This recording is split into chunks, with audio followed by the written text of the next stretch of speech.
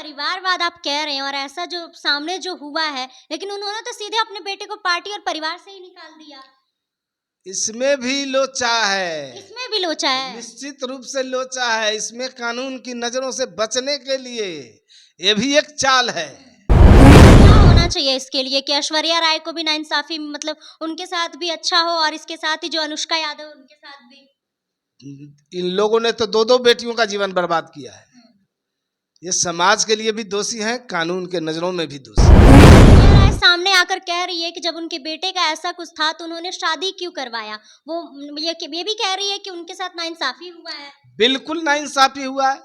और मैं भी इस बात को कहता हूं कि जब उसे मालूम था कि 12 साल पहले से उसका संबंध कहीं और है, तो फिर ऐश्वर्या राय से शादी कराने की क्या नौबत आ गई, क्या जरूरत थी। मतलब जानबूझकर ऐसा चुनाव है इसलिए ये लोग नौटंकी कर रहे हैं, नए नए हथकंडे अपना रहे हैं। चूंकि जनता तो इन्हें नोटिस नहीं ले रही है, जनता के द्वारा नकारे गए लोग हैं। विपक्ष की पार्टियों को जनता नकार चुकी है।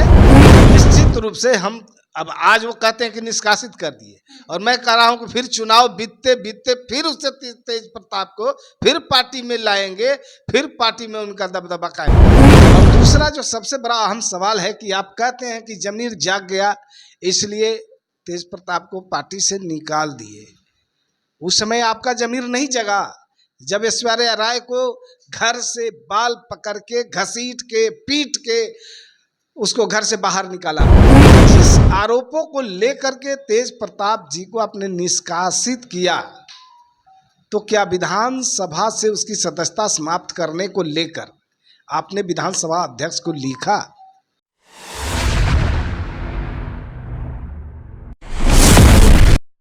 नमस्कार, आप देख रहे हैं बेधड़क खबर और मैं हूं आपके साथ हूं श्वेता मिश्रा।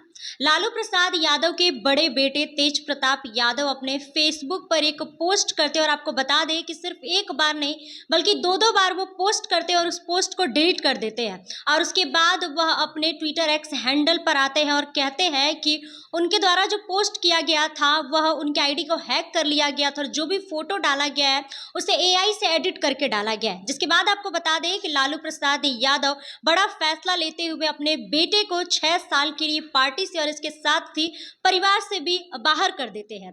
जिसके बाद इस वक्त मेरी मौजूदगी जदयू में और आपको बता दें कि जदयू के प्रवक्ता हेमराज राम जी इस वक्त मौजूद है और इनसे बातचीत करते हैं और इनसे जानते हैं कि ये इस पूरे मामले पर क्या कुछ कहना चाहते हैं। सर, सबसे पहले तो आपका हमारे चैनल पर स्वागत है। चलिए, आपका बहुत बहुत स्वागत और आपके दर्शकों का भी बहुत बहुत स्वागत। सर, जिस तरीके से तेज प्रताप यादव अपने फेसबुक पर पोस्ट डालते हैं और उसमें वो साफ तौर पर लिखते हैं कि 12 साल का रिलेशनशिप। देखिए, ये एक तरह से एक पारिवारिक नौटंकी है। और नौटंकी हम इसलिए कह रहे हैं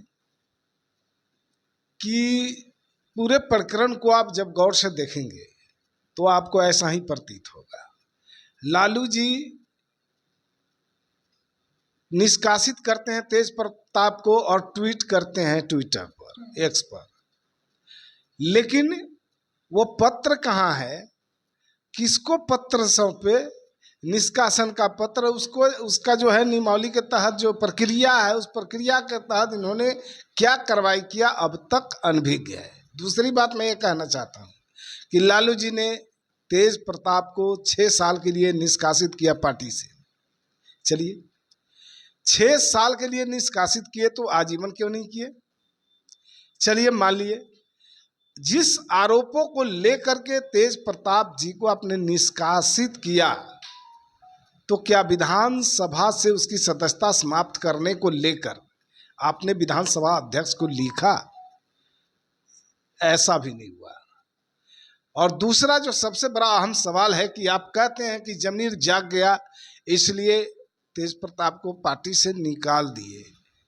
उस समय आपका जमीर नहीं जगा जब ऐश्वर्या राय को घर से बाल पकड़ के घसीट के पीट के उसको घर से बाहर निकाला गया। उस समय जमीर नहीं जगा जब बिहार की एक बेटी को इतनी निर्दयता पूर्वक घर से बाहर निकाला गया था। अभी तो कह रहे हैं कि पार्टी की छवि को जो खराब करेगा उसके साथ यही होगा। और पार्टी की छवि, उस समय आपकी पार्टी की छवि नहीं खराब हो रही थी, उस समय आपकी छवि नहीं खराब हो रही थी। और दूसरी बात, जब 12 साल पहले से तेज प्रताप का दूसरे लड़की के साथ संबंध था, तो फिर ऐश्वर्या राय से शादी कराने की क्या जरूरत थी?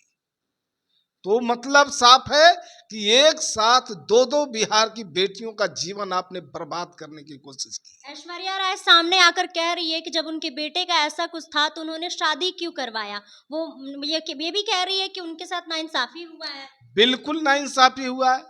और मैं भी इस बात को कहता हूं कि जब उसे मालूम था कि 12 साल पहले से उसका संबंध कहीं और है, तो फिर ऐश्वर्या राय से शादी कराने की क्या नौबत आ गई?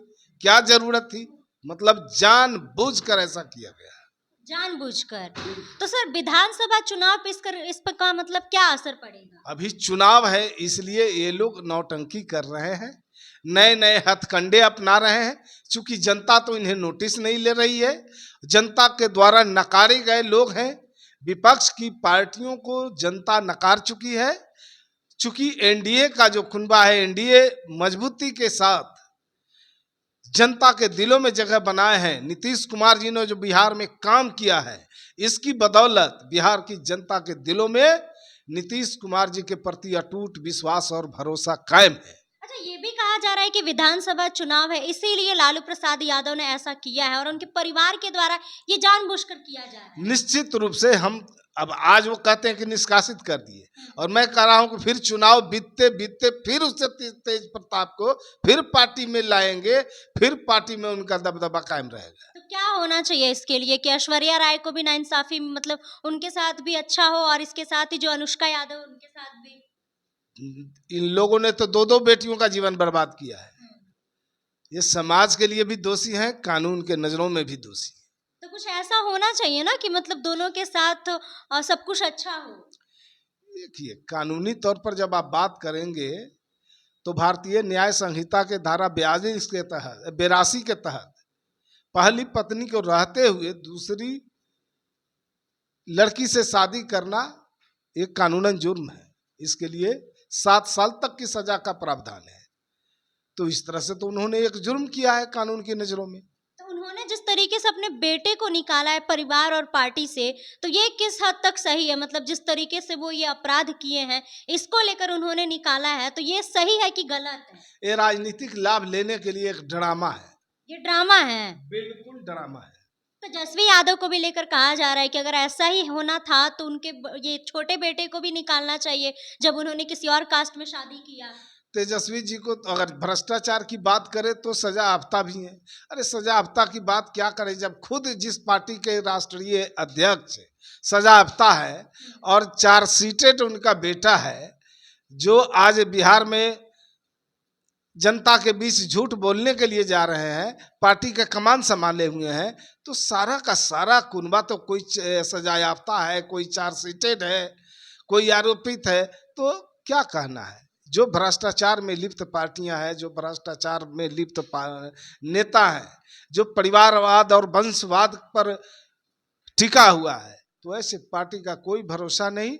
ये जनता के लिए घातक है और जनता इस बात को समझती है, इसीलिए उसका नोटिस भी नहीं ले रही। जब परिवारवाद आप कह रहे हैं और ऐसा जो सामने जो हुआ है, लेकिन उन्होंने तो सीधे अपने बेटे को पार्टी और परिवार से ही निकाल दिया। इसमें भी लोचा है। इसमें भी लोचा है। निश्चित रूप से लोचा है। इसमें कानून की नजरों से बचने के लिए ये भी एक चाल है।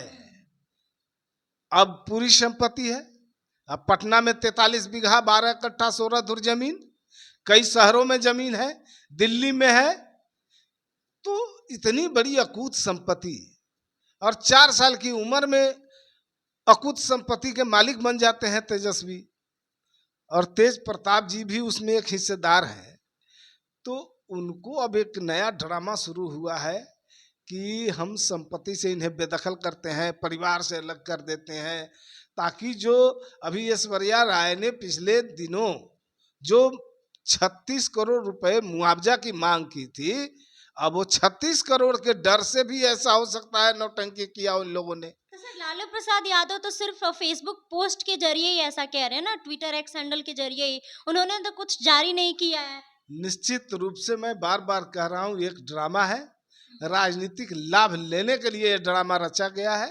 पूरी स्क्रिप्ट पहले से इसकी तैयार थी। पूरी स्क्रिप्ट पहले से ही तैयार थी। तो जैसा कि आपने हेमराज जी की बातों को सुना और वही इनकी बातों से आप कितने सहमत हैं और इसके साथ ही आप लोगों की क्या राय है, कमेंट बॉक्स में अपनी राय जरूर बताइएगा। और वहीं तेज प्रताप यादव ने जिस तरीके से ये हरकत किया है, इसको लेकर आप लोग क्या कुछ कहना चाहते हैं, आप लोगों की क्या राय है, कमेंट बॉक्स में अपनी राय जरूर बताइएगा। फिलहाल इस खबर में बस इतना ही। ऐसे ही तमाम खबरों के लिए बने रहे हमारे साथ और देखते रहे बेधड़क खबर। धन्यवाद।